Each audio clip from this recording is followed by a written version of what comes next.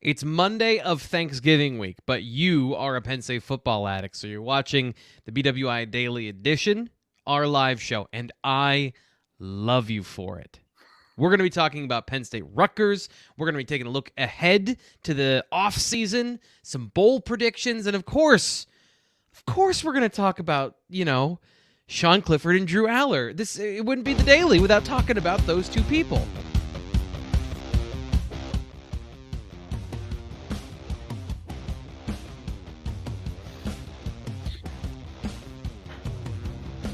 Welcome to the BWI Daily Edition once again.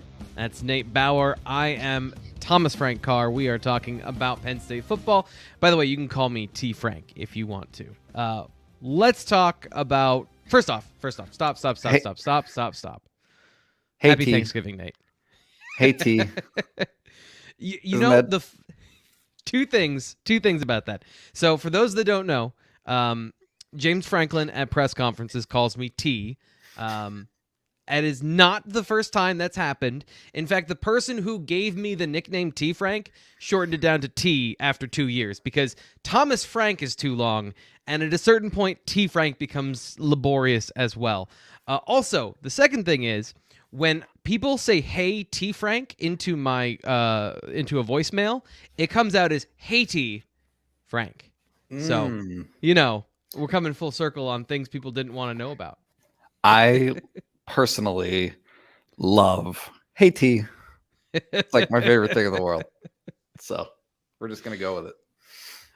So happy Thanksgiving, Nate. How you doing? I'm great. How are you? Happy Thanksgiving to you. This is going to be a busy week if we intend to not work on Thursday. Yeah, so that is so let's start there.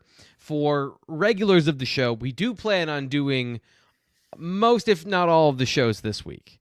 But Thanksgiving is Thursday, so we're going to figure that part out ourselves, but we're going to try and give you all of the Penn State, because it's a Penn State football week. We're going, just like everyone else, we're going 1-0 this week. We're going to be covering Michigan State and all that stuff. We're here talking about Rutgers. We're talking about the post-game breakdown of all of that stuff. So we're trying to give you everything for the final push of the Penn State football season. That's the first thing. Second thing is, quick note off the top. I want to apologize to some of our listeners and some of our viewers who some behind the scenes stuff. When I create the show each day on Monday, there's a couple different ways you can do it, and the way I did it today, it sent out a notification to everybody that we're going live at 6:16.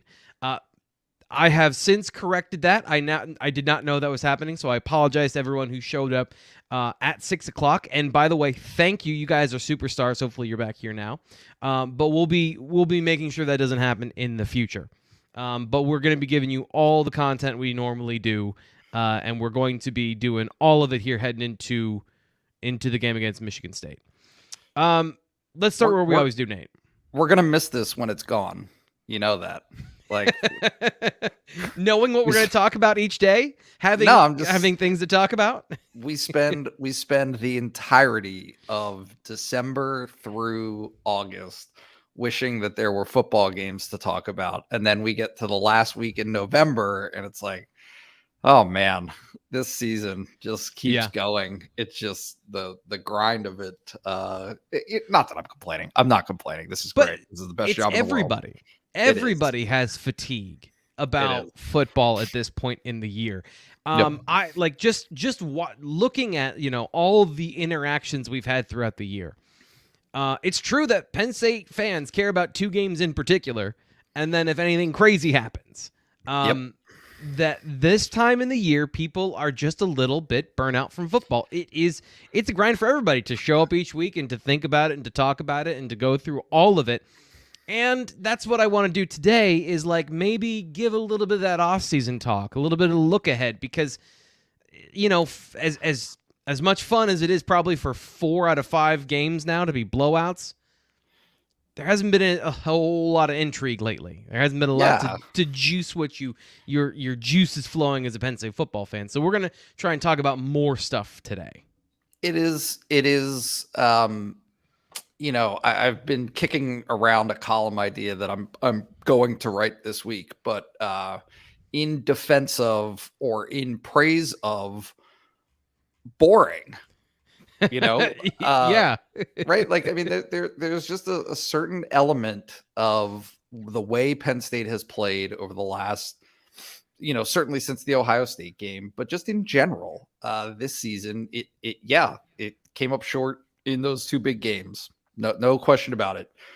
There were other games on the schedule that seemed big Yeah. until Penn State won it easily, right? Or certainly in the case of Purdue, I mean, that was just a wild, Yeah. ridiculous game. But right, it just seems like every game since then has sort of fallen with the storyline. I mean, there haven't been these huge twists and turns other than Michigan being a complete blowout. Yeah. Michigan winning was not a surprise. Michigan being a blowout was a surprise, and Ohio And State being competitive. and Michigan, I'll say this from my part, Michigan being better than I expected. Absolutely. Better than, what I had seen on film, and getting better at critical areas throughout the season. Although I watched JJ McCarthy at the end of that game. Yep. They could have ended that 6 times if he just throws the ball to number 18. So, good, but we'll see. I mean, we'll see how good that team is in the postseason in this upcoming week.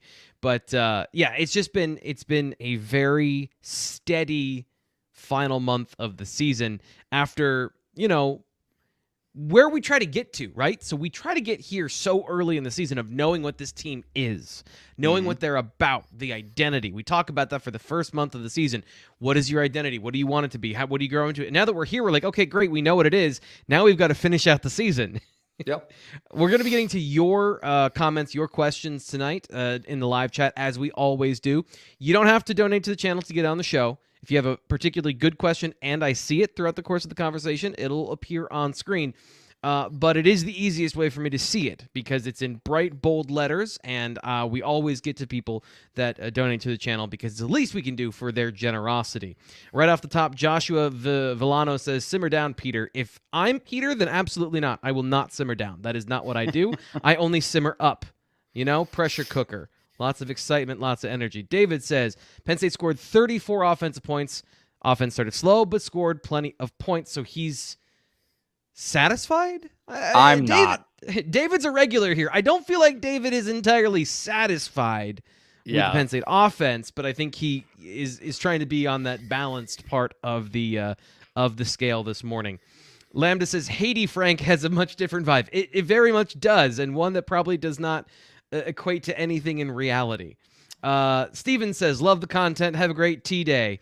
You too, Steven. Appreciate all you guys that are here this week talking with us. Let's get into. Can we talk about the offense? I want to address that 34 points because I wrote about it on Sunday. Penn State was bad offensively for the first 6 possessions of the game. I mean, they were not moving the ball. There was nothing clicking. And personally, I think, and I always hesitate to get too far carried away, but the charade of dealing with Olu Fashanu being out, Landon Tengwall being out, Caden Wallace being out, now Parker Washington being out. Like, there's only so many tricks that you can do. And I thought that Rutgers, a physical team, exploited that early in the game. I mean, like Drew Shelton is this great story, right? Here's a guy who would have played this year had Olu Fashanu not been in the way. Okay, but also he's a true freshman and looked like a true freshman playing against Rutgers in the first quarter of that game. Right? Like there were struggles that they had that they couldn't hide, and so it took a Johnny Dixon interception, right? Really for them to do anything offensively. It took them even then. It took them 7 plays to go the 30 yards that they needed for a touchdown. Yeah. It just was not like black and white here. It wasn't a great start to the game offensively, but you see the way that this team's identity has coalesced around the defense creating. Right? Like the defense when they can, right? When they can. And you're not always going to be in a position where you can rely upon that. You get that, but between Nick Singleton's kickoff return, okay, especially like that, James Franklin talks about it all the time, complementary football.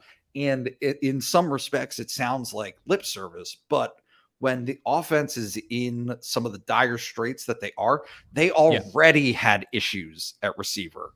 Right. Like they right. So now Parker Washington's out. Like they're just trying to make this work. And it turns into 34 offensive points because at that point, Rutgers was put down. Like there was nothing left for Rutgers to do. So I don't know. Like it feels to me as though there's all these different storylines, but I'm looking at this weekend against the Michigan State team that everybody is, what have you done for me lately? Right. It's been a struggle for Michigan State this season, and they just lost to Indiana. But guess what? Like Michigan State always plays Penn State tough. Yep. It'll be like, I will be surprised if it's not a game, one, because of what Penn State is in, what Penn State's situation is, and then two, because Michigan State is gonna try to figure it out. Like they'll try in the beginning of this game. So you said about 6 things there that are super. I know. I'm so sorry. I was just rambling. I'm just. Whoa. Well, no, you made so many good points. I want to get to all of them. I'll start with the last one because that's where I'm stuck for a second. If Penn State can't throw on this Michigan State team without Snow, this is still one of the most egregiously bad secondaries I've seen in a while. I watched about 5 seconds of them facing Rutgers on film when I was trying to watch the Rutgers game. So many blown coverages. So many safeties that don't know what football is, but from what I can tell, 2 years in a row that they... So if that is the case on Saturday and Sean Clifford is missing those receivers... Yeah, that's going to be kind of an egregious one where they struggle because come on, that's what you're trying. That's what this offense tries to do more than anything with Mike Yurcich is exploit deep balls and get the ball to receivers downfield. Going back to the Rutgers thing, have you seen Sean Clifford? Well, yeah. So that was what I was going to get to next is like the X's and O's part of this. First off, the film study is coming out tomorrow morning. We had a lot of breaking news today, a lot of intrigue in recruiting, which if you want to go sign up for bluewhiteillustrated.com, it is just $10 to get all the recruiting information you could ever stomach. It is a buffet of nuggets and interesting information over on the Lions Den message forum. $10 until football season starts again next year. Great deal. Sign up for it now. But the film study is coming out tomorrow. That's the point of that. I'll give you a preview, though. Rutgers went back to the well, and they didn't play cover 0 as much, but they did go back to playing press man coverage and tightening the windows on Sean Clifford, and they're the first offense or first defense that's had a legitimate pass rush that has some teeth to it to actually challenge Penn State's backup tackles. And it came through, and it affected Sean Clifford and his decision-making. However, to take a line from your book, however, he was able to make some decisions throughout the game with maybe some strong coaching from the sideline that changed the way the game went and was able to open up the running game and some of the passing game. So he gives you something, he takes something away. I've described it this way, Nate. Sean Clifford is a sub shop. You know when you go and you get a choice of 2 meats and you got to pay extra for guac. And you got to get the side, right? So you have to, pick 4, and there's 7 options. So if you want him to get to his checkdowns, then you can't have him not throw turnovers. If you want him to get out of the pocket properly and look downfield, then you're not going to have him doing something else. So you get 2 things a week, and then he forgets to do the rest of them. And what he forgot to do last week was keep his eyes up against man coverage when he scrambles and creates those voids and zones and he creates those open opportunities. He's just looking to run when it's cover 1. And that's all they did on Saturday was stack the box. You're not going to run the ball. And then they played man coverage and said, this quarterback that it's a roulette wheel. We're going to see if he can beat us. And it just took a while. And thankfully for Penn State fans, the defense and the special teams came through in the meantime. And So well, and him running the ball on that next to last possession of the first half, whatever that was, whatever that right when he had a 18-yard carry and then had the Yep. touchdown. Like that was we when get it into felt. all of that. That's exactly when he actually started doing the things he was supposed to do. Yes. So I mean, look, like it is not his fault that there was pressure on just about every pass that he had in those first 2 or 3, 4 possessions, right? I mean, that was not necessarily just his issue, but I mean, look, like uh, he is who he is. I just Yes. there's nothing more to say. Like, I mean, We have is one what it more is. game in his regular season career. We'll see what happens in the bowl game. There is one more Sean Clifford conversation coming up for us. So Yep. it is that. There will be significantly more and less to talk about because we get to do a new evaluation, but we can't play the hits anymore pretty soon. We can't go back to the same well. Speaking of the future, Nick wants to know, is Tony Rojas going to be as good as Abdul Carter was this year? I think Tony Rojas is a phenomenal athlete. I think he can be very good. He is not 235 pounds. Abdul Carter walked into the building 235 pounds. So could he have a different impact? That is entirely possible. We'll see. He does not play He does not play linebacker right now. He is a running back and a defensive end for Fairfax. So where Abdul Carter was as a junior is where Tony Rojas is now playing defensive end. I'm sorry, as a sophomore. Carter played 2 years of linebacker, so it would be very hard for let's even out the expectations. Although I do think that they got a phenomenal talent in Abdul Carter, and again, recruiting information, some good stuff over there at the Lions Den message forum. Other things from the game, you mentioned not having Parker Washington. Yeah. A big part of the story, how Mitchell Tinsley, how he played the cascade of effects of moving him into the slot. We're going to hear tomorrow about the status of Parker Washington. You've been pretty clear about what you expect, but can you just lay it out for everybody else what you expect tomorrow from James Franklin? Yeah, well, assuming that he had the conversation with Parker and his family that he needed to, I would anticipate him saying that Parker is not going to play anymore this season. So, look, like with some of these guys, it's not just Parker Washington, right? The Olu Fashanu situation, this is it. There's one game left. So, I think like maybe. And didn't Franklin after the game, didn't he say playing in 7 games, starting the majority of them, that's worth burning the red shirt? Like, he basically said he's the starter for the rest of the season without declaring Fashanu out for the year. He did. I'm not really entirely sure, because there's this policy of he'll announce it when it's a season-ending injury. I mean, look, put it this way. The assumption for Zariah Fisher when he got hurt in the spring with a knee injury was that he would miss the entirety of this season. And so Penn State football proper, right, their spokespeople, what have you, when the information was looked for as for whether or not it was a season-ending injury for Zariah Fisher, they wouldn't say so, right? And because but that was the assumption, was that it would be.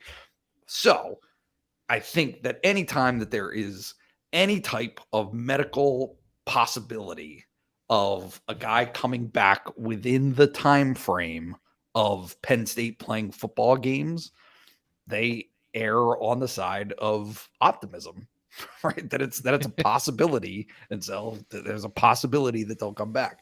However, with Parker Washington, James Franklin, the way that he handled it in the post game, I mean, it was like, oh, we're gonna basically straighten all of this out before making an announcement. Well, what other announcement could there be? Like, we're going to announce that he might play in the ball game. No, probably we're going not. to announce that. I was going to have to come up with something funny, and I fell flat on my face. It's hard because I do find some level of humor in this song and dance. I mean, I get Yeah. it. I totally understand it. But at the same time, there's a side effect of like, well, that stinks. Like that stinks for Parker Washington. You don't want that to happen to anybody. You don't want Olufashanu to have to miss the rest of the year. You don't want Caden Wallace to go through some of the stuff that he's going through right now. So, it's a tough situation, but also one that when we're talking about the program and how it is handling these situations, like let's be realistic. Let's be clear-eyed about this. When we do the depth chart for next week for the Michigan State game, we're not going to project Olufashanu as the starter, right? Like it's right. That much is established at this point. So, yeah. Anyway, it's it is a song and dance. It's the pageantry of the process. It seems like with James Franklin. This is the BWI Daily Edition. This is our live show on Monday. If you're enjoying the show, please hit the like button so that you can let people know that you're enjoying this and that it is not a waste of your time, that you enjoyed the show and that we're doing a good job talking about Penn State football. How do you categorize this year? Because I started this whole conversation saying Penn State, we know their identity now. Mm-hmm. And they have blown out, 30-plus points in 4 of the last 5 games against Big Ten teams and, a non-conference decisive victory against Auburn as well. Yep.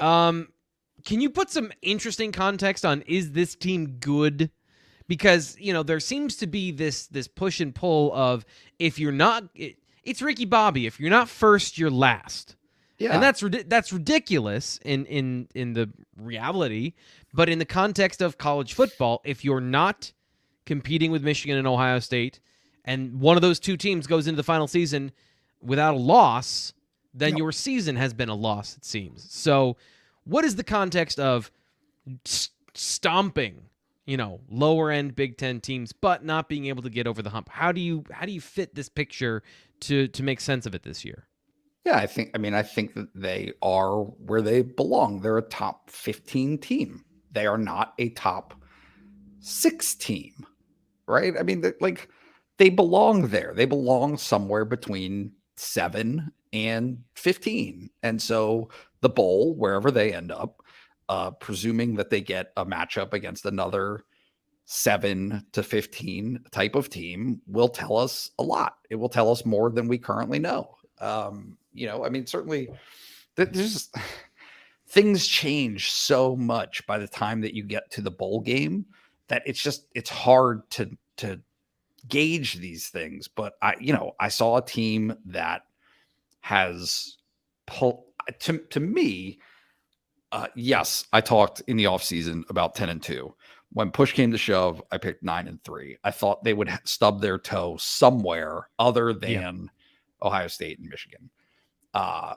So if they beat Michigan State, they will have exceeded that.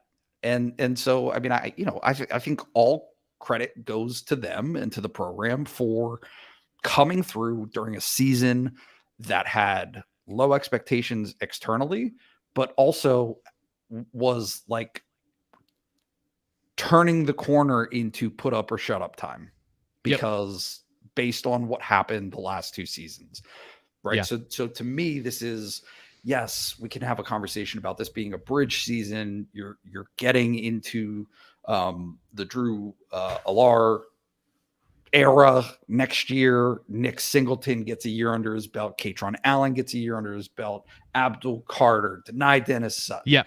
All of these pieces on both sides of the ball that are going to be back.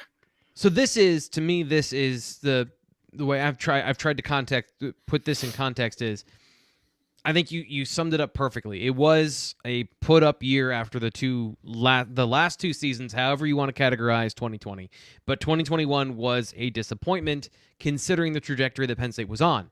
Penn State is now back on that trajectory. They are, in fact, even before then, they were not blowing teams out this way. They were not having this surgical of an effectiveness, especially on the defensive side of the ball, over the course of, leading into 2019. They were a very good team. They were a 10-2 team, but I have not seen them put so much distance between themselves and that other tier of the Big Ten, at least statistically, week in and week out. And like I said, we'll see what happens this offseason and how Manny Diaz and the defense is received next season. But year one, when everyone, the first go around, Manny Diaz, I'd say even in the Ohio State game, he gets credit for a win there because they held Ohio State to under most of their point totals and their ability to put up points on offense through, historical part of the season. Yeah. It's an interesting thing of looking. To me, that's very important too, of getting back to where they were pre-pandemic. And now, is there an opportunity to build, Nate? Are they back on track to where they can build with literally infrastructure and all those things? Yeah, I mean, the storyline that is interesting to me is, okay, defensively, they've been pretty good, okay? And so there are a couple of pieces that they're going to have to replace next year, but the opportunism of the defense has taken a next step this year. Like that, yep. There's no question about that. And they talked about it. Like, I mean, these are all these conversations that we had over the offseason was being more aggressive, setting yourself up for these better opportunity. I mean, and honestly, the conversation through the first 3 or 4 weeks of the season was about why they didn't have any sacks, why they didn't have any pressures, these quarterback pressures, right? I mean, that was what people were talking about. We understood that some of it was a symptom of quarterbacks who were trying to get the ball out before they got there. Right. But yeah, like on the defensive side of the ball, all of that stuff is in great shape. It remains a point of intrigue to me that Penn State's offense, to me, and I am absolutely open to be disagreed with on this, just has not hit the level of efficiency or consistency, I would say. That, I mean, is that fair? Your Honor, we have answered this question. Yeah, they have not, because the most consistent and efficient the offense was the Minnesota game, where they were able to, put up points and get the ball down the field. But even then, the first quarter was a rough start. And so this is kind of the way I've been looking at it. Each game there's a discovery phase of what is this team trying to do this week. Some teams will have more new stuff for you than others, but there's always a wrinkle. There's always something. And Penn State's problem is that the person in charge of discovering and going through that process is Mike Yurcich and Sean Clifford.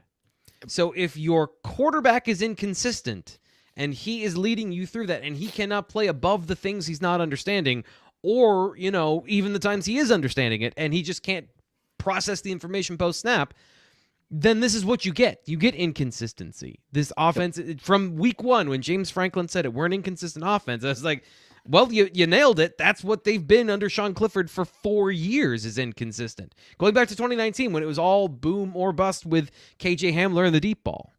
Mm-hmm. Yeah, I mean, it's been boom or bust with Saquon Barkley too. I mean, I remember that as being a sticking point during the 2016 and 2017 years. But the diversity of their explosiveness was so much greater. There were so many pieces there that could be explosive.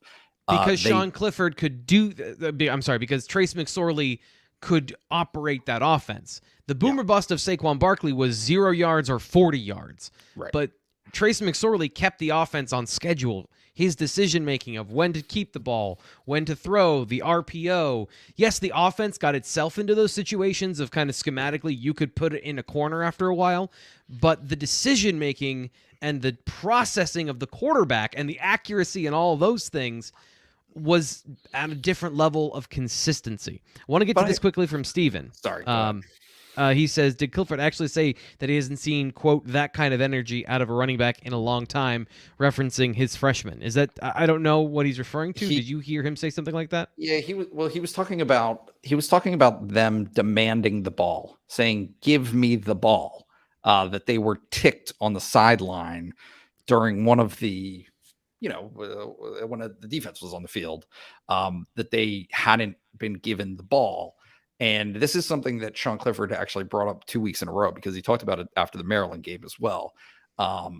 Just that type of, yeah, I don't know. You follow the NFL better than me, but I mean, I kind of remember Terrell Owens, right? Like that was like the deal was just give it to me. I don't care what the play is. Make sure it ends up in my hands. And that is the vibe. And I don't want to put that on those guys because I know T.O. has this terrible reputation, but like as a competitor and as a teammate, I think that I don't want to go down that road in any case.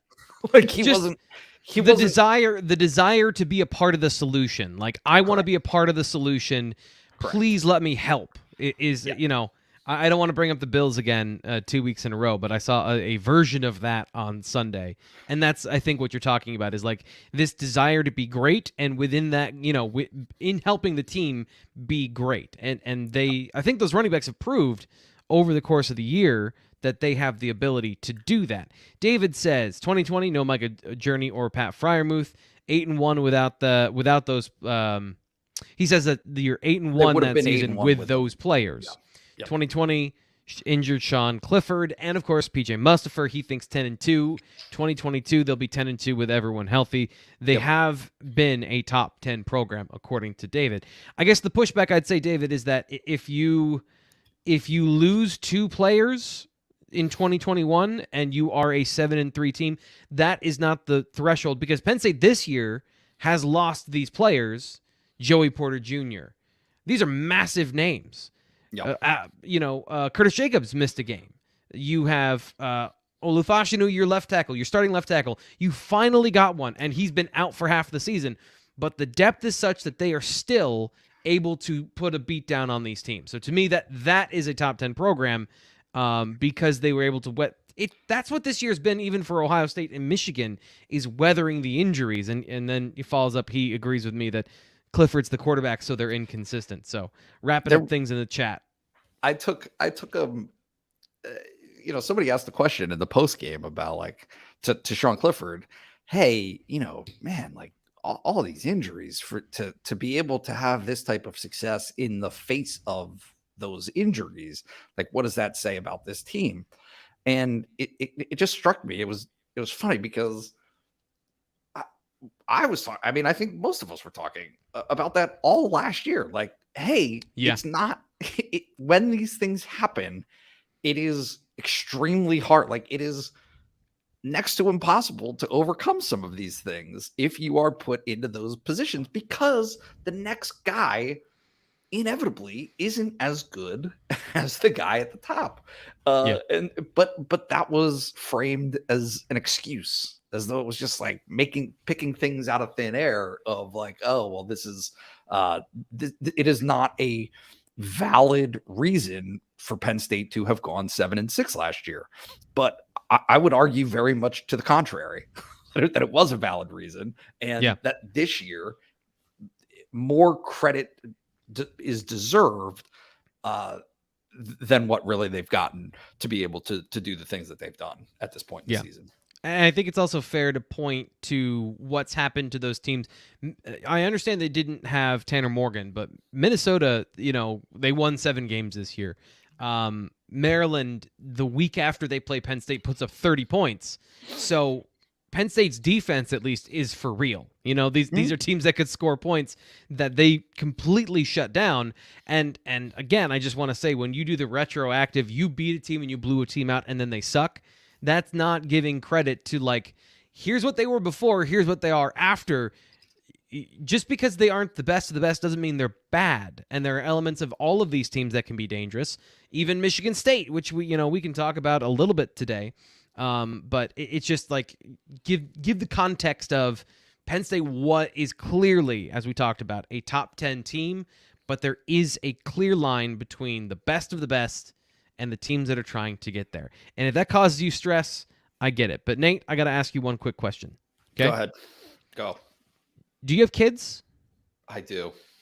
Do you have kids during the holidays, or do they magically disappear during the holidays? No. But sometimes people help watch them during the holidays. But they're around all the time, and even not during the holidays, maybe when you're not feeling well and you're not at your best. And you know what I'm going to tell you about? RogueShop.com. If you have the stress of parenting, which I don't have to because, I don't have kids, so whatever. I'll use them as the excuse today to talk about RogueShop.com. Use promo code BWI for 10% off at RogueShop.com, which they can... Seriously, though, if you have anxiety, if you have any sort of issues with being nervous or anxious, or you have problems sleeping, natural remedies are something that I fully endorse. Finding a holistic, real, natural method to help you with problems that we all face. So if you want to go to a cannabis dealer that is all natural, small batch, they do everything lab tested, certified, FDA approved, then go to rogueshop.com. I use their products myself. Like we talked about at the beginning of the show, football season is a grind. It is a very long process. It is every single day, 7 days a week. There is not a break. And while this is a fun job, the person who said if you do what you love in your life, you never work a day in your life is a liar. Listen, I've wanted to do what I'm doing right now since I was 15. And I can tell you that I work every single day of my life. I'm living my dream, but every day is work if you want to be good at something.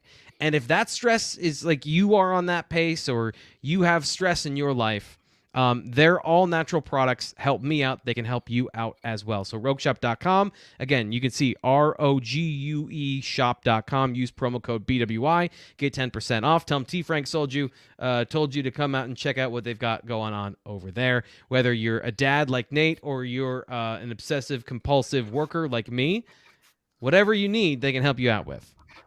Do not consume while actively caring for children. Just a disclaimer. Good to know. Yeah. Good to know. I'll keep that in mind for someday. What do you want to talk about next? I'm just gonna say, wait, at least wait until they're in bed. What do I want to talk about next? I don't know. What do you got? So, I guess the offense. This is a conversation I've had with some people over at the website on the Lions Den message forum. Is now that Penn State is on a roll over the last 5 games, it's like, man, if you could flip the season around, then, things would be different. You could take on Michigan. You could maybe beat Ohio State. And I guess we just spent a good amount of time talking about how Penn State is good, right? But also don't forget Penn State, their left tackle is 280 pounds, and he's a true freshman playing in his 5th game. So those realities didn't go away, but Penn State has found a way to manage them because football is entirely about matchups, and they've hit as part of the schedule where they can work through those weaknesses. Yeah. But I think that there's this retroactive sense now because a lot of people are like, you go definitely beat Michigan now because the defense is on. I guess that is the part I do want to examine, though, is the growth of this defense over time. Yeah. Do you think if you rewound the clock and Penn State was as it is now, do you think you can retroactively apply these performances and I guess the level of execution, not necessarily the outcome, would that have made that game more competitive if they were more on the level? I think the question is Michigan the way that Michigan is now? Like, is the question very simply, if you played Michigan in the 11th week of the season, would it be different? Maybe. I mean, Michigan played a crazy good game. Like, they were just really good in that game. That was, I don't think that anybody's going to argue with the sentiment. And I haven't watched every Michigan game, but I cannot imagine that they played a more complete game against anybody this season than they did in that game. They were awesome. That was a great team in that game. Now they're banged up too. Right? Like they've got some issues in terms of that offense. And so playing keep away and the risk averse stuff. I mean, he's like, Michigan's still playing Michigan football, and Illinois is perfectly suited to be competitive in a game because they play Michigan football. Rutgers plays Michigan football, which is why that game was close at halftime until Michigan pulled away in the second half because of the turnovers.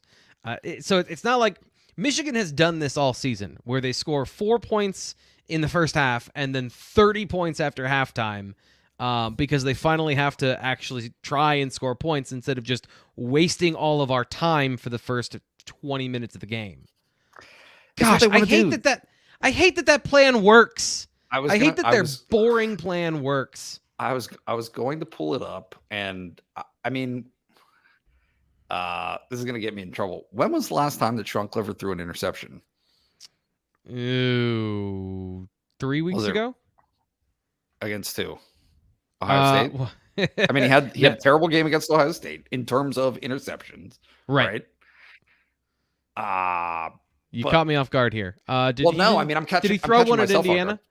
Did he throw one at Indiana? I don't think so. It doesn't matter. My larger point is that for as stop and go as Penn State's offense has been, even down the stretch, like they were rolling a little bit against Ohio State. They were rolling against Minnesota. They were halting at Indiana, halting against Maryland in the rain, and halting this past week. Yep. He has not put them in the backbreaking situations for the most part outside of that Ohio State game. And obviously Michigan, so we have these very clear examples of where it has cost them, but in terms of why they've been able to have the success and the type of success that they've had, it still seems to me that it's Nick Singleton, Katron Allen, and not turning the ball over for the most part. We'll talk about Drew Aller here in just a second, but you're our special teams expert. Tough. There's a mixed bag. By the way, Lambda has our back, and I did confirm it as well. He threw one against Indiana. Special teams, punting was an adventure. Field goals were great. Kick return was great. What have you made of special teams so far this season? Because James Franklin talked about how hard they've worked at it, and it has been very inconsistent this season. Yeah, I mean, I think Jake Pinniger has been pretty good. I think that kickoff has been somewhat inconsistent, but has been mostly better. Barney Moore, I think. I don't know. I mean, you could tell me this. Maybe you've noticed it more closely than I have. Maybe you haven't. But it seems to me as though Barney Moore has tried to,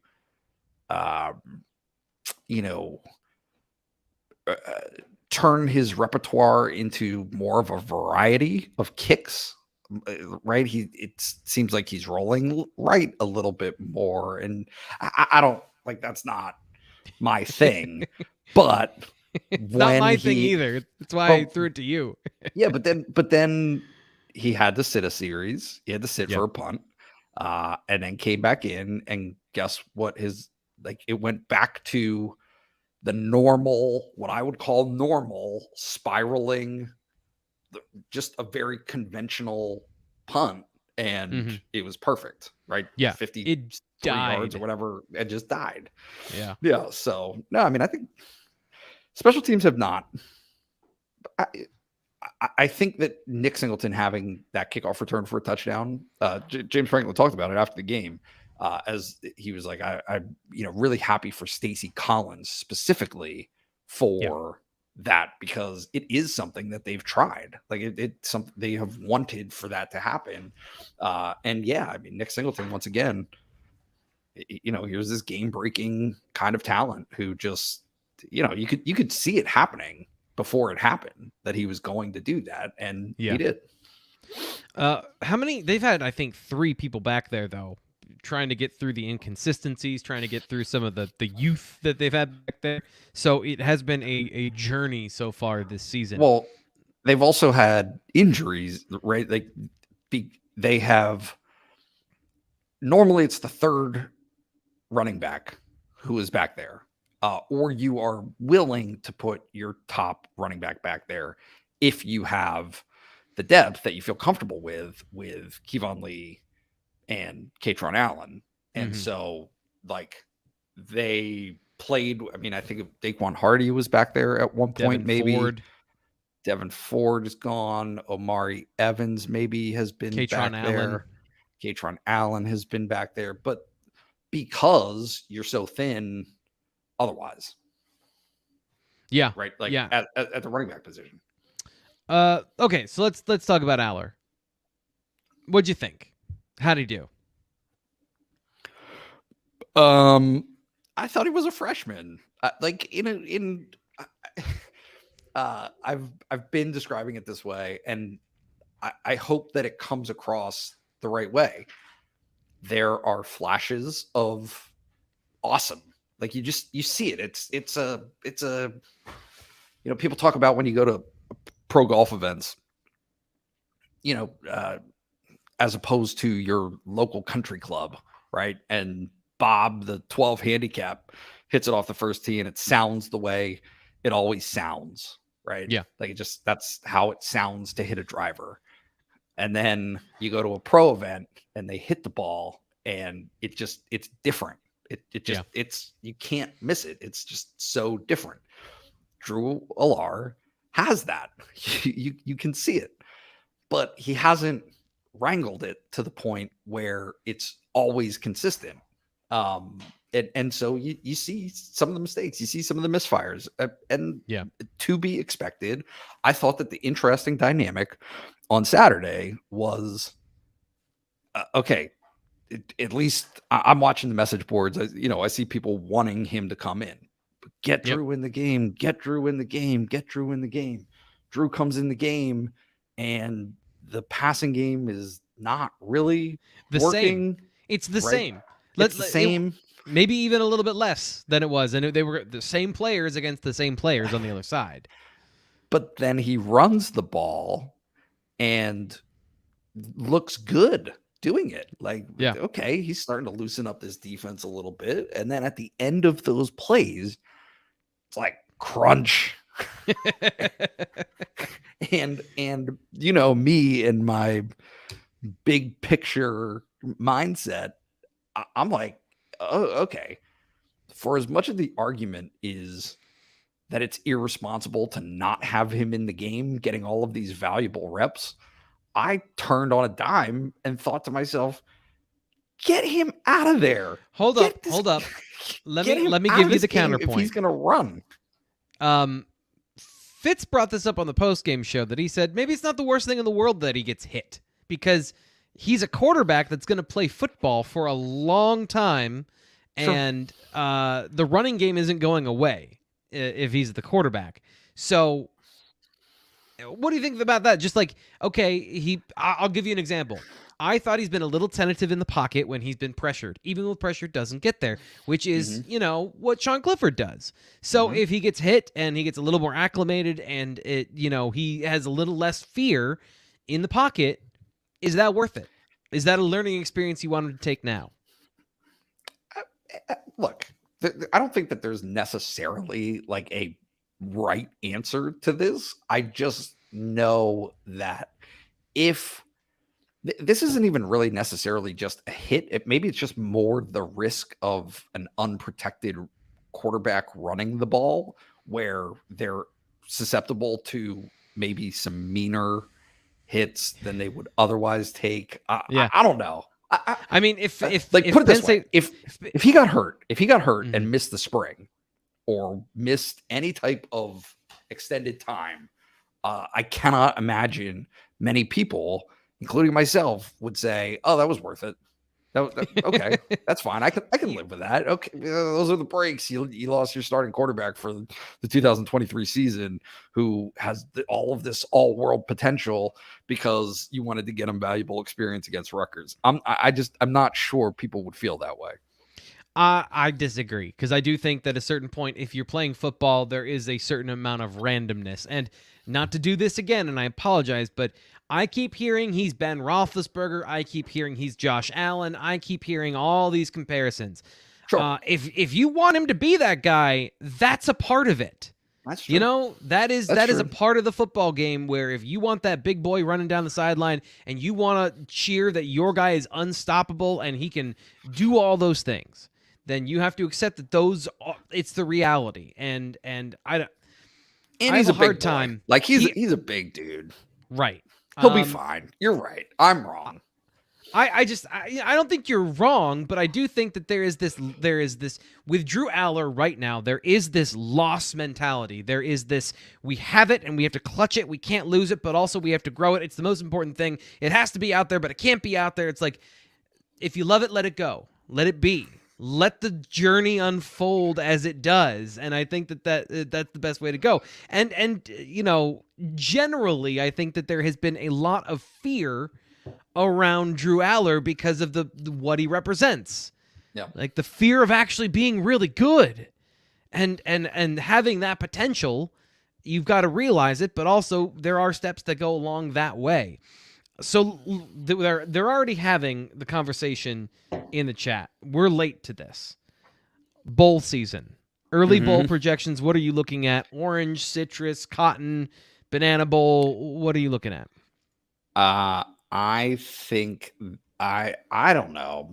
I could be. Well, first of all, I think that this is so stupid. That's the first thing that I have to say is that I'm in the press box before the game, right? And this is not in any way an indictment on my colleagues, but I'm listening to the conversation around me, and it is all right. If Michigan and Ohio State is close next week, and do they both get in? And if LSU wins, it's just this endless cycle of the machinations of the bowl picture. Yeah, it's like all these possibilities, which is fine. It is fine to have this conversation.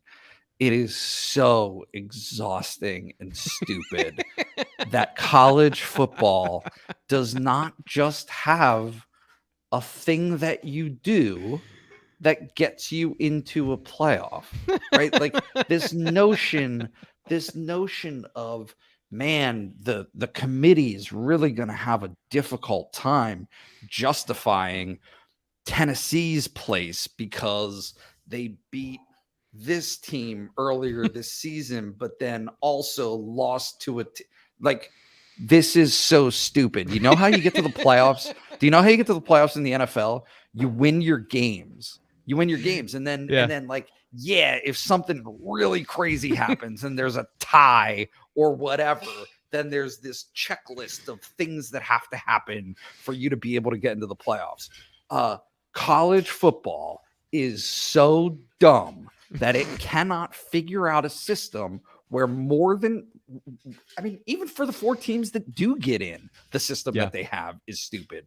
But then beyond that, it's okay. It has all of these ramifications on what everyone else is doing. Like, I have no idea. Maybe Penn State will go to the Rose Bowl because Ohio State and Michigan play a close game, and then a group of people sitting in Los Angeles decide that makes those 2 teams more valuable to get into the playoff than somebody else in the SEC. Like, it is so stupid. And that's my piece. So yeah, I think Penn State will go to the Rose Bowl. That's what I think.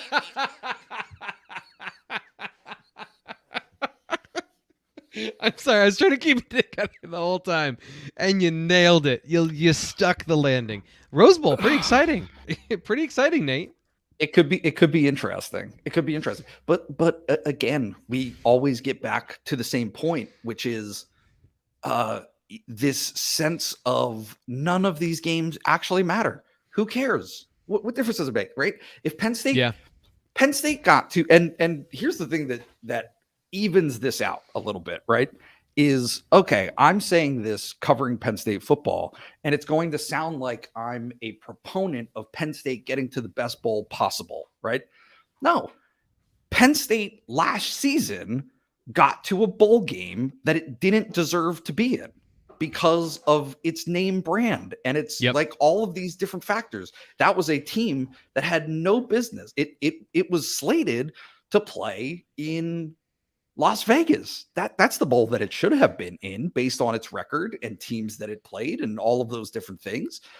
Penn State might make its way into the Rose Bowl this season by circumstance of 2 of the teams that it lost to managing to get into the playoffs. Yeah. It's so dumb, but it is not a It is not a merit-based system, not entirely. A little bit, yes. But if Penn State goes to the Cotton Bowl instead of the Rose Bowl, or if Penn State goes to the Orange Bowl instead of the Rose Bowl or the Cotton Bowl, like okay, that's just what they decided. Like people decide this. That's it. It's just people. It's not a system. There's no reason for any of it. It's just because people wearing ugly orange blazers who show up in press boxes sat around with cigars and said to themselves, you know what, the Chamber of Commerce really thinks this would be a good idea for downtown Hollywood, Florida, to have Penn State in this game. Because they travel well. It's so stupid. It's so at dumb. least it hurts there's your silver lining, is that Penn State fans, you're great and you love football, so you will get the VIP treatment when it comes to the bowl games if possible. And there's also the thing of like, oh, you can't have that team came here 3 years ago. You can't go to the Fiesta Bowl. Saquon Barkley you can't do it because they might not come back. It's a very good point to point out that it's tourism. It's tourism masquerading as they're just exhibition games. It's so stupid that and not only is it stupid, I keep saying stupid because it is stupid, but like under the laughs, it is such a disservice to everyone who follows the game, the fans, the players who are in the game, the coaches, all of it. The entire system is set up on failure. It is all based on the notion that everyone is failing because the only level of success that exists is getting into this stupid playoff, a playoff that doesn't represent in any way a level of achievement that suggests, hey, winning 10 games is pretty good. That deserves the opportunity to continue to play. But instead, this is what it is. 65 teams, 4 make a playoff. I mean, there's no other smaller percentage that get into a playoff in any other sport that I can think of. There's none. It's live golf. It's so dumb. Yeah. Go ahead. I want to keep drilling this well, but I don't want to go too deep because I feel like we've hit a perfect spot here. So I'll ask this. The other things that come up as we get towards the end of the season, I don't think either of us really love speculating on who's going to transfer. NFL draft stuff, and then Penn State now has to consider, like, once you're good again, coaches moving on to different jobs. So do you have an eye on any of the coaches that you were looking at as far as names were heard last season that didn't move, guys that are part of, that you think names are going to crop up and might move on this year, causing some of that dreaded turnover that James Franklin hates so much? I don't, and I actually think, I'm glad you brought it up. It is the thing that people need to get over, and start worrying so much more about players leaving. Yeah. The bottom line is your head coach sets the tone. He's the guy who makes the hires and the fires, and someone else will come in to that position or that coordinator role, and life will go on. All of those things, right? Like, who's talking about Joe Lorig right now? Anybody? Right. Is anybody talking about Kirk Shiraka right now? Is it right? I mean, even Brent Pry, right? Like, Brent Pry left, and the entire conversation was, oh my goodness, how's Penn State going to be able to replace Brent? Brent's a great guy. He's a great coach, and hopefully he's able to do something with that opportunity. But yeah, there will be another Manny Diaz out there if Manny Diaz isn't available. That's just the way that the coaching game works. What isn't available are the players that you have invested. Like, college football, more than anything else, is an investment sport. Okay. And so you put the time in, you put the reps in, you grow these players. And so the players that you have put that time and energy into now have the opportunity to, the world is their oyster. Yeah. Right. And so are you saying because of the transfer portal and NIL, are you leading into that conversation? NIL, that's it. That's it. is somebody's going to leave. I'm not saying I'm not like, this is not a like, oh, I'm reporting wink, wink. Like, Right. no. Right. I'm just saying the Jordan Addison situation last year was the beginning of this. And it's not going to be fifth-year transfers. It's going to be freshmen, sophomores who play really well, who their camp is going to learn of an offer, an NIL opportunity, right? Opportunity that exists somewhere else. Like teams are going to throw that. I mean, they're talking about it. Coaches are talking about it. You can hear it on the radio shows. And Tom Allen did it, this big diatribe about, other players being poached. Like, this is in the gray area. Like it is against the rules. Yes. But there are ways to massage it that teams are doing this. It is happening right now. And so if you're worried about anything as a Penn State fan, it shouldn't have anything to do with the coaching staff. Bottom line is the coach, like that turnover is just going to happen. It exists. But how much players, chaos? How much chaos? Like, are we talking lots of fish in the sea, or are we talking about big names? Like, do you think Alabama's recruiting a roster so that this will never happen to them ever again, where they lose 2 games and they're in close games? Like how condensed is this going to get? I think that you've heard it said publicly that the recruiting process in December will be, this specific December will be the wildest thing, and not in a good way. Not in a good way. It will be the wildest thing that's ever happened in college football because everyone is for sale. Right? Everyone. And so it's like you are recruiting your high school prospects, and you are recruiting the heck out of your current roster to make sure that the guys that you want to stay are happy and have that fulfillment that they want to remain in the program. There are going to be a ton of guys, just like, don't take this the wrong way. There will be a ton of guys who committed to Penn State. People talk about Drew Allar, potentially leave. Like, that doesn't make any sense at all, right? He can be the starter at Penn State next season. Those playing time issues, like anything like that, is not a reason for him to transfer. He doesn't have any I shouldn't even use him because I don't want to put that out into the ether. I'm just saying player X will be hearing in the general landscape of college football these stupid numbers. Like the earning potential that is out there is going to be difficult for some people to ignore. Yeah. So it's just going to be super, super interesting. It's a frustrating place to get to the point that I think all of us that follow this and thought deeply about the situation players were in, we all wanted them to have that opportunity, but we didn't want it to be a competitive blood in the water sharks feeding scenario where competitive balance was once again skewed in a perverse way. Like, we just revenue sharing, the idea of players being able to make money off of their name, image, and likeness, not that they were going to be bought for their name, image, and likeness. So, but what this leads to me to, Nate, more than anything, is you really got to subscribe to the Blue White Illustrated Daily Edition, because this is the only show that goes 5 days a week.